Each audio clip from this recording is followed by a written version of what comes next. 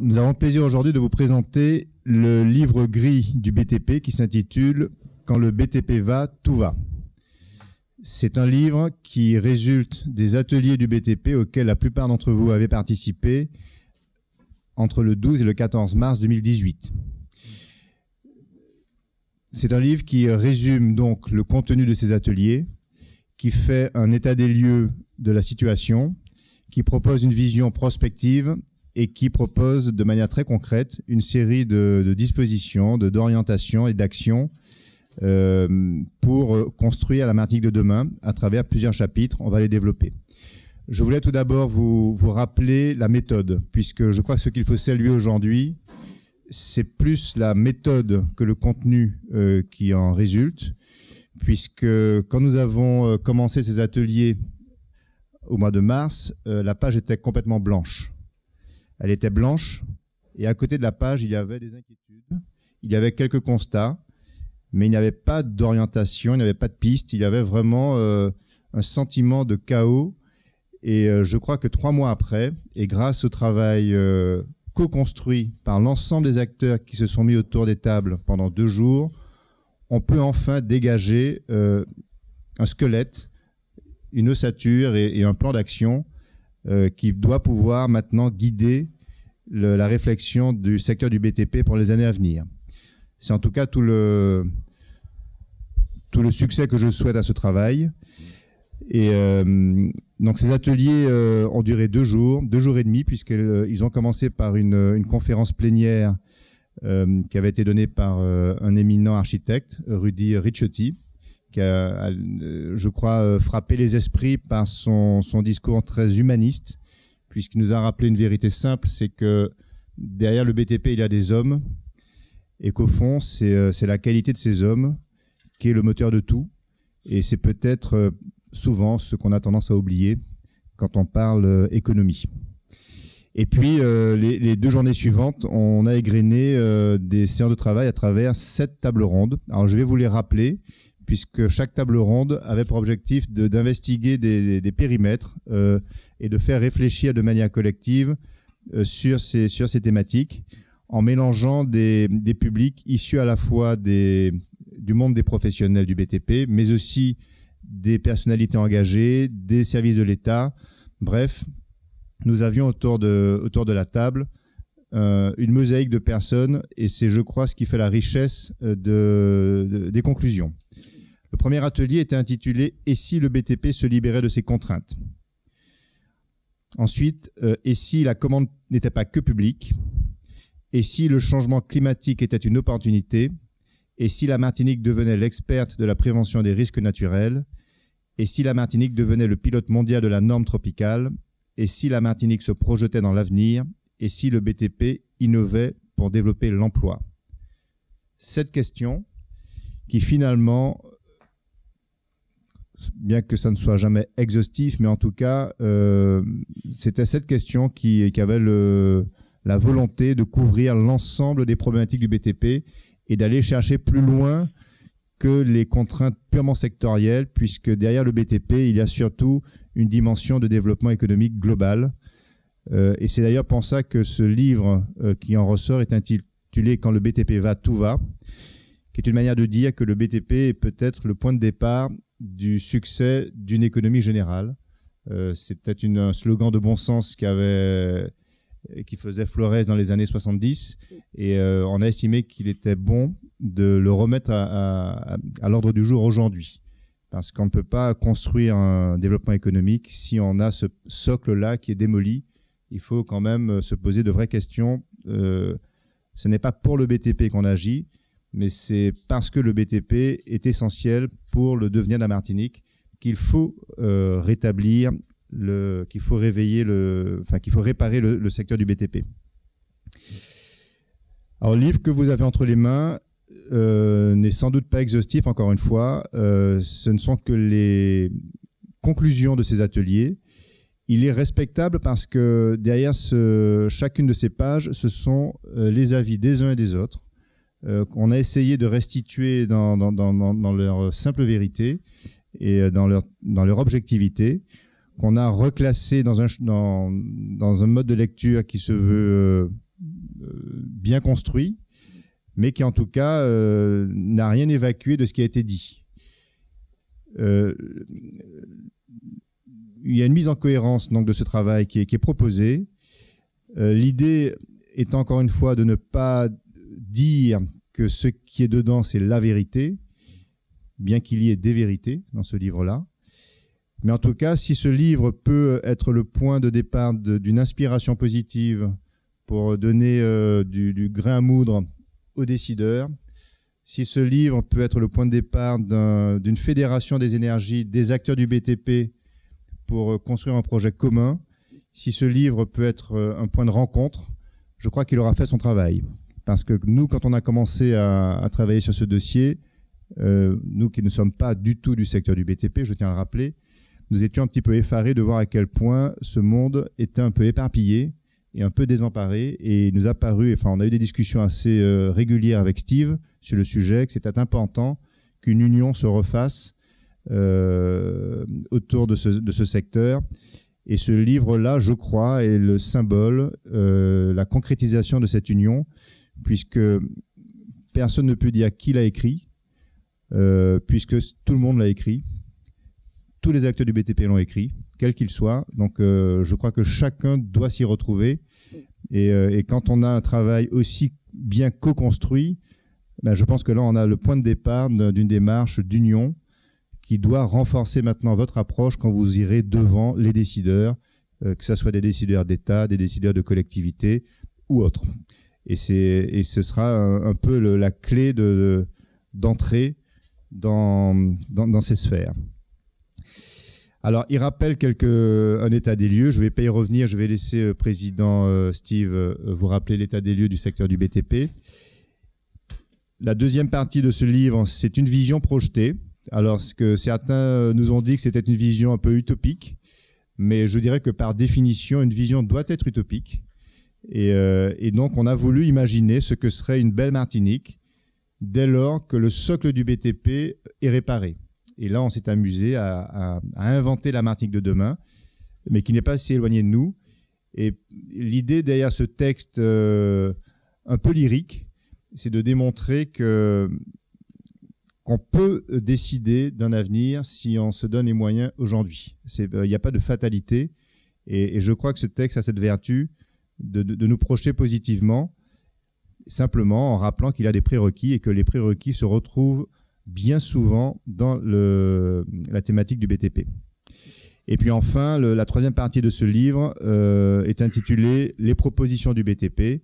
Et ça, c'est très concrètement la synthèse des ateliers, puisque les ateliers ont permis de faire émerger une vingtaine d'idées fortes, très précises, que nous avons classées en 5 chapitres. Le premier chapitre est intitulé « Construire la dynamique ». Alors, dans Construire la dynamique, qu'est-ce qu'on a voulu y mettre? On a voulu y mettre tout ce qui relève des contraintes qu'il faut lever, tout ce qui relève des actions qu'il faut mettre en place pour qu'une dynamique économique se mette en place autour du BTP. Alors, je vais citer quelques pistes. Il y a le foncier qui est un prérequis. Aujourd'hui, on a bien réalisé que beaucoup de projets ne sortent pas parce que trop de foncier est confisqué.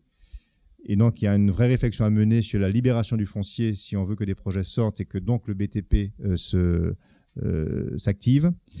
Il y a des problématiques liées au délai administratif, ou je dirais même aux insuffisances administratives générales, où là, il y a un vrai chantier, c'est le cas de le dire, à ouvrir et à poursuivre, puisque là, la dynamique ne peut pas être enclenchée si nous travaillons sous contrainte administrative trop forte.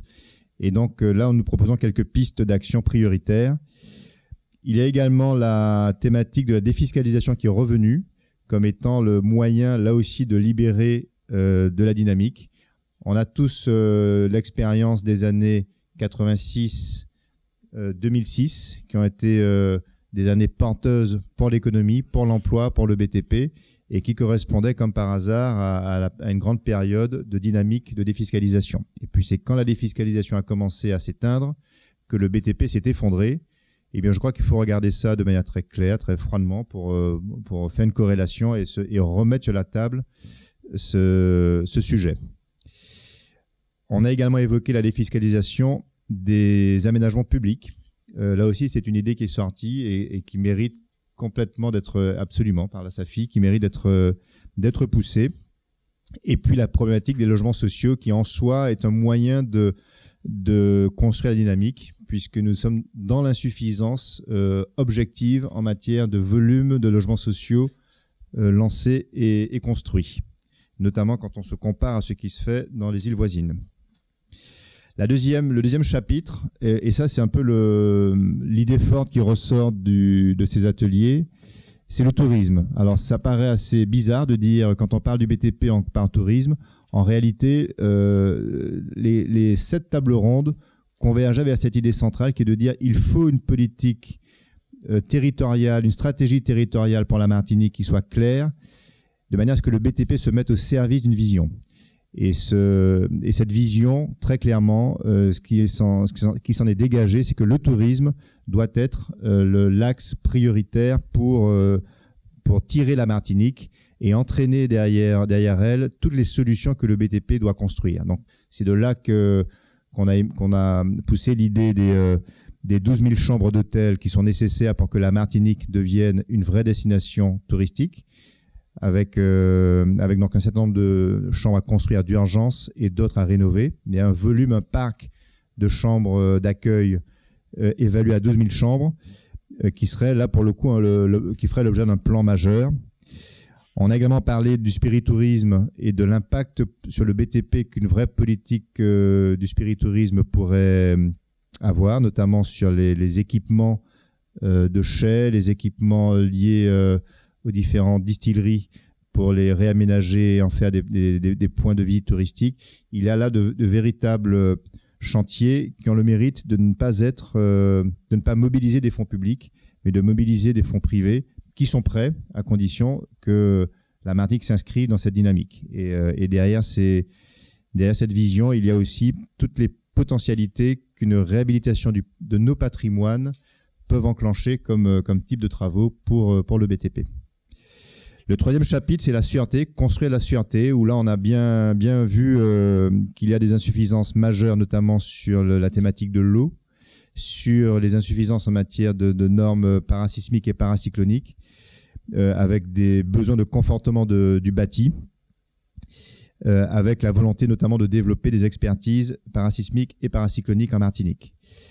Et d'ailleurs, le livre bleu propose très clairement de lancer la réflexion d'un PEI, un plan exceptionnel d'investissement, pour mettre à niveau définitivement nos équipements en matière d'eau, en matière d'équipement, ce qui paraît être un bon chemin. La Corse a réussi à le faire en mobilisant 2 millions d'euros alors qu'elle ne compte que 330 000 habitants. Je vois pas pourquoi, compte tenu de l'état de nos équipements et compte tenu notamment du retard que l'on a en matière par rapport à l'Hexagone de la contribution publique par tête d'habitant, qui est chez nous 25% inférieure à la moyenne nationale. Donc, il ne faut pas qu'on ait honte, qu'on ait des craintes. Nous sommes moins aidés en Martinique que l'Hexagone, à hauteur de 25%, et donc ce serait que justice de se remettre simplement au niveau de l'Hexagone en matière d'aide publique sur ces sujets-là, et le faire et en profiter pour réhabiliter nos équipements de base nous paraît être une bonne option. En tout cas, c'est un combat à mener. La Corse a réussi à le faire en mobilisant l'État parce que tous ces élus convergeaient vers cette nécessité. Bon, là, Président, je vous souhaite bon courage, mais vous connaissez le chemin et vous avez la volonté. Et comme on dit, là où il y a une volonté, il y a un chemin. Mais vous avez là devant vous un vrai chantier, mais qui nous paraît pour le coup très important. Le quatrième chapitre, construire tropical, où là on a vu émerger beaucoup d'idées sur la notion de l'adaptation de nos constructions à notre environnement. Une très belle idée qui est aujourd'hui portée par le Cobati, qui consiste à devenir le pilote mondial de la norme tropicale.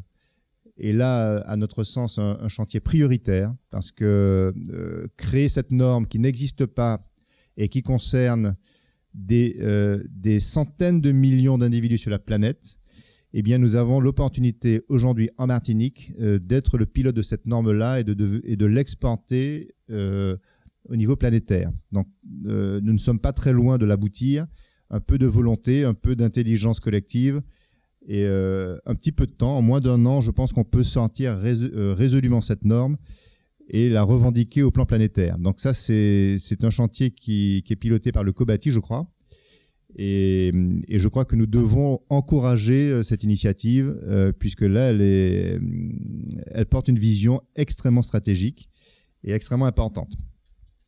Et puis bien évidemment, au-delà de cette norme tropicale à vocation mondiale, il y a toute une série de réflexions sur l'adaptation de nos constructions. On a parlé de l'encouragement des cases avant dans les constructions d'aujourd'hui par des politiques de communication, mais pourquoi pas aussi par des politiques d'aide fiscale. On a parlé du confortement du bâti. Donc là, j'ai un regard sur Emmanuel Marilus qui fait un gros travail sur le sujet. On a également parlé de l'adaptation des constructions liées à ce qui nous arrive, nous, en Martinique, qui est le vieillissement des populations, et avec son lot de handicaps qui l'accompagne. Et donc, là encore, nous accusons un retard énorme en la matière. Et là aussi, le PEI devrait englober tous ces sujets-là pour qu'on ait une vraie politique financée pour nous remettre à niveau sur ces éléments structurants. Et le dernier chapitre, qui s'intitule « Construire l'avenir ». Donc vous aurez noté que les 5 chapitres commencent par un verbe, qui est le verbe « construire », puisque le thème général des ateliers s'intitulait « Et si le BTP construisait la Martinique de demain ?» Et donc c'est en toute logique que nous avons décliné ces 5 chapitres en utilisant ce même verbe d'action. Construire l'avenir, c'est-à-dire quelle est la vision que l'on peut avoir pour demain, quelles sont les grandes priorités qui doivent dessiner le paysage de notre île dans les 20 prochaines années. Il ne faut pas attendre que ce paysage s'impose à nous. Je crois que nous avons le devoir de l'anticiper et de le décider. Il faut être volontariste, il faut faire preuve un peu d'esprit de projection et il faut attaquer les études aujourd'hui de ce qui sera construit demain. Et aujourd'hui, force est de constater que malheureusement, la vision n'est pas quelque chose de naturel chez nous. Je crois que le dernier grand projet structurant remonte à 1987. C'est quand même assez déplorable. Et là, nous avons le devoir de mettre sur la table des grands projets, même s'ils paraissent utopiques, même s'ils paraissent polémiques, même s'ils paraissent inenvisageables. Il faut les mettre sur la table parce qu'à un moment donné, ces projets-là, s'ils paraissent complètement irrationnels aujourd'hui, le simple fait de les poser, de lancer des études, de les aménager par une réflexion commune, permettront que demain ils sortent dans de bonnes conditions. Et donc dans ces projets d'avenir, on a travaillé sur 4 sous-chapitres. Le premier chapitre, c'est la mobilité. La Martinique aujourd'hui est complètement coincée dans une immobilité physique.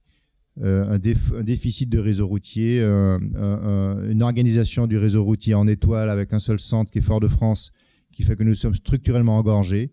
Et donc, il faut renverser la table, il faut revoir ce qu'on fait. Il y a des solutions de grands projets, notamment le projet de la route de l'arête centrale nord-sud, qui est un projet qui mérite d'être examiné. C'est certain que a priori, ce projet peut sembler poser des problèmes, mais tant qu'on ne l'aura pas examiné sereinement, on ne peut pas se permettre de le condamner avant de l'avoir examiné. Donc moi, je suis très partisan qu'une étude d'impact économique soit menée sur ce projet sans a priori. Si cette étude démontre que c'est une mauvaise idée, on le jette. Si cette étude démontre que c'est une bonne idée, on y va, sans état d'âme. Exactement comme a su le faire la Réunion sur ces grands projets. Et par contre, une fois qu'on y va, on y va tous. Il ne s'agit pas de dire il y a des pour et des contre, puisque c'est encore une fois ce qui a souvent tendance à nous bloquer. Dans les projets de mobilité, il y a également des chantiers intermédiaires qui sont urgents. Alors je pense en particulier, je ne vais pas tous les citer, mais je pense en particulier à l'interconnexion des zones industrielles. Je ne comprends pas que ce projet ne soit pas encore lancé. C'est assez incompréhensible. Là, le simple fait de le lancer, ce n'est pas un projet aberrant sur le plan financier. Il n'est pas il n'est pas si lourd, mais il n'est pas extravagant, il est faisable, les études sont faites, on connaît maintenant exactement le tracé, enfin, il y a plus qu'à décider, qu'à prendre la décision, et on sait que quand on l'aura fait, on aura dégorgé toute une série de zones industrielles et on aura redonné la respiration à beaucoup d'activités indépendamment de son effet routier. Donc là, le bon sens voudrait que ça soit une priorité d'urgence pour le coup. Il n'y a aucune raison d'attendre de mettre en œuvre ce projet-là. Et puis il y a des projets plus long terme. Nous avons quelques certitudes sur ce qui va nous arriver demain, notamment la montée des eaux océaniques. C'est un vaste sujet et curieusement, on ne voit pas beaucoup d'anticipation sur ce dossier. Oui, donc ça va commencer. On sait que dans les 50 ans, les cotes ne seront plus les mêmes. Comment se fait-il qu'aujourd'hui, on n'ait pas encore attaqué les études techniques? Comment se fait-il qu'on n'ait pas encore commencé les anticipations, enfin les visions pour pouvoir traiter ce problème? Faut-il faire des renforts? Faut-il basculer des populations? Faut-il déplacer des équipements? Ce sont de vraies questions qui doivent faire l'objet d'études aujourd'hui, clairement. Et puis enfin, je vais terminer par là, c'est le dernier chapitre, c'est l'innovation. Nous avons la chance en Martinique, et là nous avons été très, très surpris, enfin agréablement surpris pour le coup pendant ces ateliers, de constater à quel point il y avait des capacités d'innovation en Martinique. Nous avons des personnes formidables qui inventent, qui malgré les contraintes continuent de rechercher, de trouver des pistes, mais qui se retrouvent seuls et abandonnés dans leur démarche d'innovation. Et l'écosystème pour les innovateurs n'est pas en place. Et ça, c'est dramatique parce que là encore, c'est une question de volonté. Que fait-on pour créer un écosystème aussi bien d'accompagnement que financier? Ça existe dans beaucoup de territoires. Pourquoi ne privilégions-nous pas ces inventeurs, ces créatifs, puisque c'est eux qui vont nous trouver des solutions dans beaucoup de domaines. Et donc voilà, nous faisons un appel à la libération de l'innovation.